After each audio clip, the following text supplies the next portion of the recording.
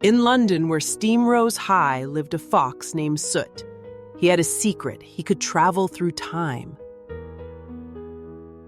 One foggy morning, a raven brought Soot news. The factory's engine was making a dreadful noise. The noise was so bad, threads were tying themselves into knots. Mr. Bristle was very upset.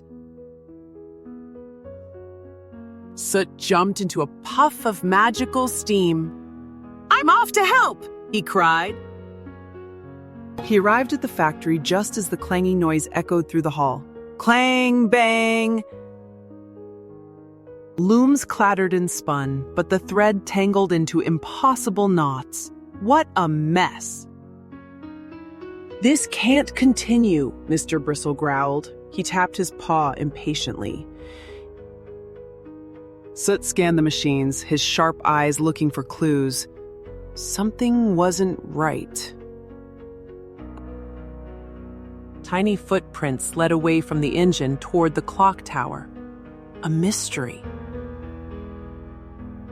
Up the shadowy stairs he climbed, following the ticking gears inside the tower. Tick, tock. At the top, Soot found a sleepy family of mice. They looked worried. "We're sorry," squeaked the mother mouse. "The noise kept us awake." Explaining, "We hid the engine's oil can of silence, so the noises would stop," said the father mouse. Soot smiled kindly. "I understand, but the factory needs to run." "I'll help you," Soot said. "But we need to put the oil back." Carefully, Soot grabbed the oil can and crept back down to the engine. With a few precise squirts, the clanging quieted to a gentle hum. The thread unwound itself, and the looms spun smoothly once more. Mr. Bristle's face softened. "Thank you, Soot. You saved the factory."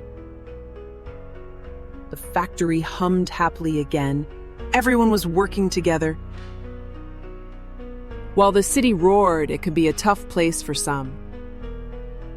But with clever friends like Soot, even the trickiest problems could be solved.